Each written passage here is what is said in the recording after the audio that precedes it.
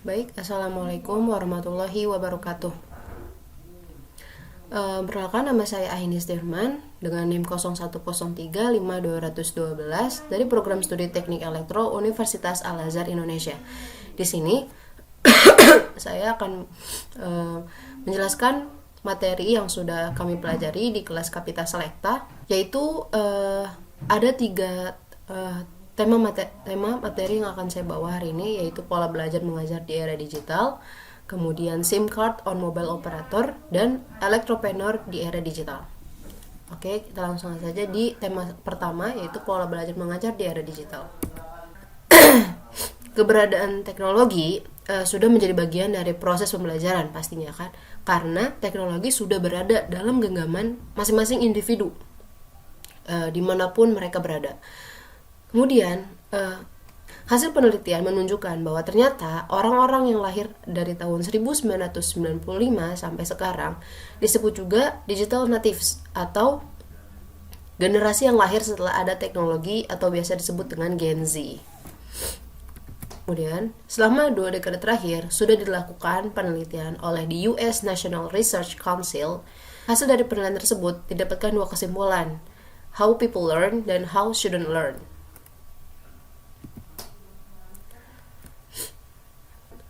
Berkembangnya era teknologi ini mempengaruhi dari bagaimana cara guru mengajar, siswa belajar, dan juga media pembelajarannya. Namun penggunaan sepenuhnya teknologi digital dalam dunia pendidikan di Indonesia baru mulai menambah sejak mulai pandemi COVID-19. Pada era digital ini akan membawa perubahan seperti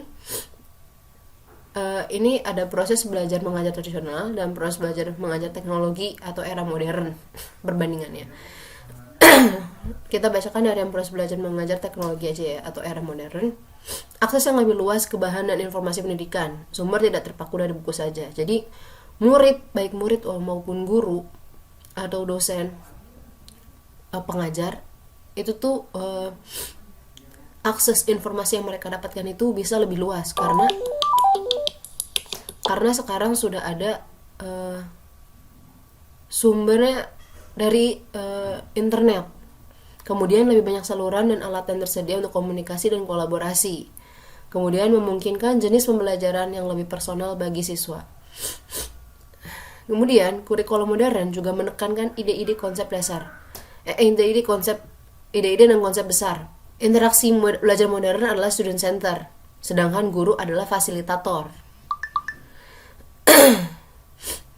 Kemudian evaluasi belajar modern itu dievaluasi berdasar reasoning atau pelibatan penilaian siswa.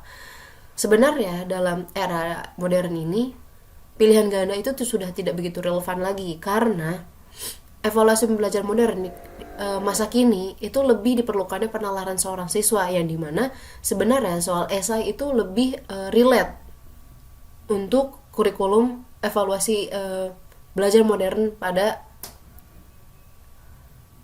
era modern ini. Kemudian di sini ada penggunaan ruang kelas virtual di dunia per Januari 2021. Sesi pembelajaran kini itu dilaksanakan secara online 96% di seluruh dunianya. Ini peran teknologi dalam pembelajaran. Teknologi interaktif membuka banyak cara untuk belajar, yaitu dia membantu menciptakan peluang komunikasi. Hal ini dapat mendorong guru dan siswa untuk lebih baik berkomunikasi, berbagi gagasan. Mereka dapat diskusi secara lebih luas, fleksibel, karena bisa lewat chat sekarang. Manfaat teknologi interaktif. Manfaat teknologi interaktif ini kita golongkan sebagai bagi para guru. Memungkinkan guru untuk lebih fleksibel kan. Tadi seperti yang saya sudah bilang, guru dapat menggunakan berbagai metode dan alat pengajaran untuk memenuhi kebutuhan belajar. Sekarang jadi lebih dibebasin ya, boleh pakai Quizzes, Kahoot, dan lain sebagainya. Terus membantu guru lebih terhubung dengan siswa. Guru lebih mampu berkomunikasi dengan siswa dan mendukung mereka dalam proses belajar. seperti pakai Zoom Meeting atau Jimmy, Google Conference atau Microsoft Teams dan lain sebagainya. Kemudian membuka akses ke lebih banyak sumber daya. Guru dapat menemukan materi pembelajaran tambahan yang dapat membantu tugas mereka. Bisa pakai apa aja tuh untuk membantu mereka mengajar, kayak Google Translate dan lain-lain. Sedangkan sekarang ini manfaat bagi siswanya, yaitu memungkinkan pengalaman belajar yang lebih personal. Siswa lebih leluasa memilih metode dan alat yang membantu mereka belajar dengan baik. Meningkatkan komunikasi siswa memiliki akses ke berbagai saluran yang memungkinkan mereka untuk berkomunikasi dan berkolaborasi dengan guru dan sesama siswa. Kemudian membantu siswa bersiap untuk masa depan, yaitu siswa dibekali untuk menyongsong masa depan yang syarat teknologi dan akan mudah beradaptasi untuk nantinya. Kemudian kita lanjut ke materi kedua, yaitu SIM card on mobile operator. Sebelumnya, apa sih SIM itu? SIM itu jadi artinya Subscriber Identification Module. Jadi kartu SIM pertama di dunia itu dikembangkan pada tahun 1991 oleh perusahaan Jerman Kieseke and Devrient. Kita bahas sejarahnya dulu ya. Mereka itu ngejual 300 kartu SIM ke Radiolinja, operator jaringan nirkabel di Finlandia. Pada tahun 1992, mereka menjual ponsel GSM pertama dengan kartu SIM. Itu Nokia 1101. Nah, sejak saat itu susah banget nemuin orang yang udah nggak pakai SIM lagi, karena lebih dari 7 miliar gadget di seluruh dunia menggunakannya untuk melakukan telepon, SMS, web browsing, dan para ahli itu memperkirakan jumlah yang tadi 7 miliar itu akan bertumbuh pesat menjadi 20 miliar atau bahkan lebih dalam waktu dekat. Karena kita lihat ya sekarang anak kecil aja udah punya handphone gitu. Udah pada punya handphone sendiri. Kemudian Institut Standar Telekomunikasi Eropa atau ETSI, yang kalau dalam bahasa Inggrisnya European Telecommunication Standard Institute, masih memegang paten SIM paling banyak nih dibanding perusahaan telepon swasta lainnya. Nah, kenapa sih kita butuh SIM? Karena kartu SIM itu memiliki informasi identifikasi unik di dalamnya, kayak ada jaringan seluler milik kayak gitu. Ini disebut IMSI atau International Mobile Subscriber Identity. ID unik ini menghubungkan nomor telepon kita dengan gadget gitu. Saat seseorang menghubungi nomor telepon kita nih, misalkan, panggilan tersebut akan masuk ke telepon yang sama persis dengan yang kita punya. SIM juga memiliki memori sendiri. Meski kecil, hanya 64 KB, dia bisa menyimpan sekitar 250 kontak dan jumlah SMS. Dan sejumlah SMS maksudnya. Tapi bisa gak sih ponsel kita itu berfungsi kalau kita gak pakai SIM gitu? Bisa. Secara teknisnya bisa, kayak kamera atau perangkat yang hubungan kita ke wifi. Tapi jadinya kita nggak bisa ngedapat SMS atau telepon biasa ya, bukan telepon yang dari WhatsApp gitu. Kita jadi nggak bisa nerima itu karena kita nggak ada SIM-nya. Paling kalau misalkan telepon itu ya dari wifi. Tapi untuk sebagian besar ponsel ya, gadget tanpa kartu SIM itu kayak manusia tanpa otak, karena itu kan saling berkesinambungan ya. Kayak kita tuh apa-apa dibutuhkan nomor SIM, nomor kartu. Kadang kalau mau verifikasi apa-apa kode atau kode OTP pasti dikirimnya ke SMS, yaitu ada di kartu SIM. Kabar baiknya nih, meskipun ponsel kita bakal rusak parah, layar pecah atau casingnya bengkok, kita tuh kartu SIM itu nggak bakal kenapa-napa dan kita masih bisa menggunakan nomor yang sama. Dan penyimpanan kontak kita tuh juga masih aman. Kemudian, gimana sih cara kerja kartu SIM? Jadi itu kartu SIM pada dasarnya kayak cuman kelihatan sepotong kecil plastik gitu kan. Dia tuh ternyata di dalamnya ada microcontroller. Microcontroller ini terbuat dari silikon dan dilapisi dengan emas atau logam lain untuk membantunya tetap berhubungan dengan telepon. Chip tersebut atau si microcontroller ini berisi prosesor, memori, dan sirkuit keamanan. Perangkat seluler kita ini membaca chip saat kita masukin SIM ke dalam telepon kita, yang kemudian berisi sistem operasi untuk kartu, dapat melakukan matematika dasar dan menyimpan informasi penting. Informasi ini diletakkan pada chip di jalur produksi. Jenis paling dasar dari informasi tersebut adalah identitas pelanggan seluler internasional Anda dan dikunci 128 bit yang disebut key identifications, identifikasi pelanggan seluler. Yang pada dasarnya adalah login dan kata sandi di dunia ponsel. Semua pesan dari ponsel kita nih ke jaringan ada dalam kode rahasia. Kunci untuk mengenkripsi dan mendekripsi pesan juga disimpan di kartu SIM ini. Jadi itu kartu SIM ini memberikan privasi komunikasi. Chip kartu SIM itu juga menyimpan data tertentu, seperti kartu kita itu punya nomor seri unik, kemudian punya nama operator seluler, kemudian PIN atau Personal Identification Number untuk mengunci dan membuka kunci telepon, dan kode PUK dari operator ini tuh, kode PUK ini untuk membuka blokir ponsel dan lain-lain gitu, menyimpan kontak dan nomor terakhir yang dihubungi. Bagaimana ya masa depan kartu SIM ini? Apakah masih berbentuk chip, microcontroller itu, atau bisa lebih berkembang menjadi eSIM? Jadi itu kartu eSIM ini di masa mendatang diperkirakan, kalau lihat dari keluaran iPhone sekarang itu, jadi kita udah nggak perlu pakai physical SIM card lagi. Jadi non physical SIM card. Jadi itu dia kartu SIM ini tertanam di dalam handphone. Chip kecil ini di papan logic ponsel. Informasi pada chip akan dapat ditulis ulang sehingga kita dapat mengganti operator dengan beberapa langkah mudah. Gak perlu ribet kayak untuk melepas kartu dan lain sebagainya. eSIM ini akan berbasis cloud.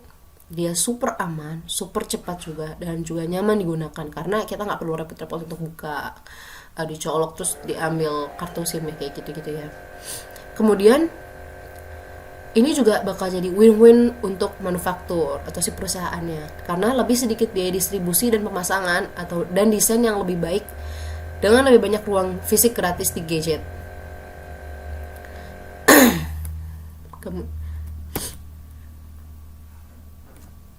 Oke, sekarang kita masuk di Electropreneur di era digital.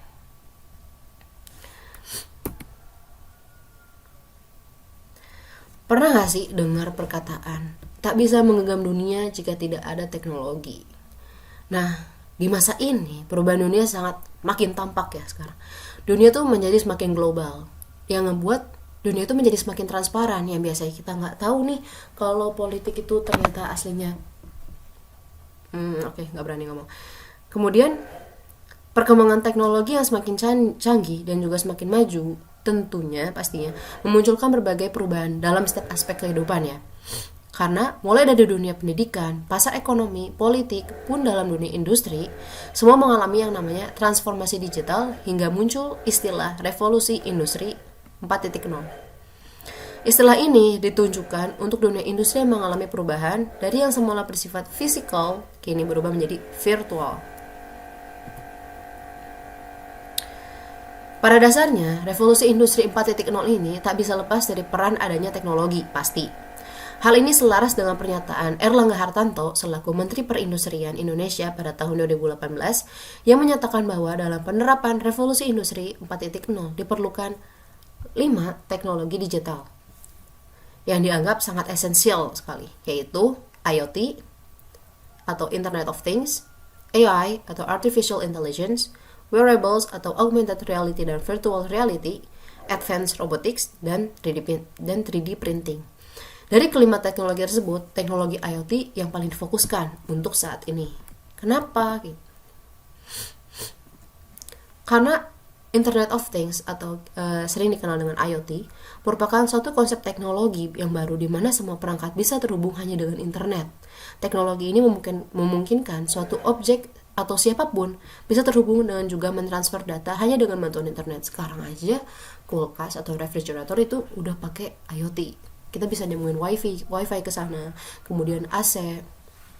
Kita kalau misalkan lagi di luar, kita bisa langsung nyalain AC-nya hanya dengan handphone yang terhubung dengan internet. Jadi kita dari dalam perjalanan kita udah bisa nyalain AC dari sekarang biar kamar kita dingin kayak gitu. Sekarang udah semakin canggih ya. Kemudian demi terciptanya IoT yang baik, pastilah kita memerlukan seorang electropreneur. Pernah gak sih dengar electropreneur gitu? Karena wajar sih kalau misalkan jarang orang atau banyak yang gak tahu electropreneur itu apa, karena kita tuh sering dengar itu istilah technopreneur kan, yaitu gabungan dari teknologi dan entrepreneur. Padahal electropreneur merupakan adaptasi dari technopreneur juga yang dapat dimaknai sebagai seorang wirausaha yang mengembangkan dan menciptakan ide bisnisnya melalui inovasi teknologi, khususnya pada bidang elektro. Jadi electropreneur ini adalah gabungan dari electrical dan entrepreneur. Kenapa sih electropreneur gitu? Seperti yang kita ketahui ya, bahwa teknologi di masa mendatang ini bakal terus berkembang. Internet itu ditemukan pertama kali pada tahun 1989 oleh tim Berners-Lee dari Inggris. Kemudian handphone juga ditemukan setelah tahun 90-an dan memasuki awal tahun 2000, perkembangan handphone melonjak besar hingga menjadi smartphone. Perkembangan teknologi sangat berdampak pada masyarakat dunia, terlebih saat terjadi pandemi kemarin, yang dimana setiap orang menjadi terbiasa menggunakan barang digital, mulai dari dunia pendidikan, pasar ekonomi, politik, bahkan industri, semua mengalami transformasi digital kan. Kemudian, bagaimana cara kerja IoT dalam industri? Karena tadi kan untuk revolusi industri 4.0 itu kan difokuskan terlebih dahulu pada IoT ya. Seorang electropreneur sangatlah berperan dalam perkembangan dan penerapan IoT. Seorang electropreneur dikatakan sebagai pengontrol dalam IoT. Pasalnya, seseorang yang menguasai bidang elektro biasanya memiliki kemampuan dan keahlian dalam pembuatan IoT device. Pada dasarnya, walaupun sebenarnya ini lebih ke informatika sebenarnya, tapi ada beberapa anak atau program studi dari teknik elektro itu bisa atau punya kemampuan dan keahlian dalam bidang IoT device ini. Pada dasarnya, IoT sendiri merupakan suatu perangkat fisik seperti kendaraan, alat-alat rumah tangga, ataupun barang-barang yang lainnya, yang dimana di dalamnya terdapat berbagai macam perangkat elektronik, sensor, aktuator, dan juga konektivitas. Dan seorang electropreneur mampu menciptakan dan melakukan hal tersebut. Mereka dapat membaca dan mengirimkan data aktual dari mesin untuk dikirim ke server. Data yang dikirim ke server tersebut kemudian dikalkulasi dan divisualisasi secara real time, sehingga memudahkan dalam pengambilan keputusan yang cepat dan tepat. Pemanfaatan IoT dalam kehidupan saat ini tuh udah banyak banget. Bisa dilihat dengan adanya smartphone, smart city atau kota pintar, mobil pintar atau smart car dan smart card. Dengan adanya pemanfaatan IoT, tentunya menjadi peluang besar bagi seorang electropreneur di bidang digital. Karena sejatinya, IoT merupakan elemen inti dari revolusi industri 4.0 atau 4.0. Peluang electropreneur dalam penerapan revolusi industri 4.0 atau 4.0. Perusahaan industri masih sedikit yang menerapkan revolusi industri 4.0 karena perusahaan industri di Indonesia mencapai 29.000 perusahaan berdasar dari Pusat Badan Statistik ya. Tetapi hanya 1 atau 2 perusahaan industri yang memiliki yang menerapkan revolusi industri 4.0 ini. Kemudian implementasi revolusi industri 4.0 merupakan major project pemerintah. Kemudian, IoT merupakan salah satu teknologi inti dalam revolusi industri 4.0. Tips menjadi electropreneur, yaitu kita pastinya harus bersikap disiplin dalam mengatur waktu. Dalam hal apapun ya, kita harus bersikap disiplin karena menjadi electropreneur pasti sangat banyak tantangannya juga. Open-minded dengan menerima perkembangan teknologi dan dapat memanfaatkannya secara baik. Kemudian terus mengembangkan diri dan membangun jaringan, kemudian membentuk teamwork yang baik, dan self-forgiveness ini juga penting ya. Ketika jatuh dan kita melakukan kesalahan, kita tuh harus self-forgiveness gitu, jangan ngerasa kayak kenapa sih bodoh banget gini. Jangan menyalahkan diri sendiri, tapi kita harus menerima kesalahan kita memaafkan, dan dari situ kita harus punya keinginan dan punya semangat lagi, motivasi lagi untuk terus maju. Kemudian ya itu, jangan pantang menyerah, karena kalau misalkan kita dikasih cobaan atau kita ngelakuin kesalahan sekali atau dua kali terus langsung pantang menyerah, gagal dong, berarti gulung tikar dong, ya kan. Sekian presentasi dari saya terkait elektropreneur di era digital, belajar mengajar di era digital, dan juga SIM card on mobile operator. Terima kasih. Wassalamualaikum warahmatullahi wabarakatuh.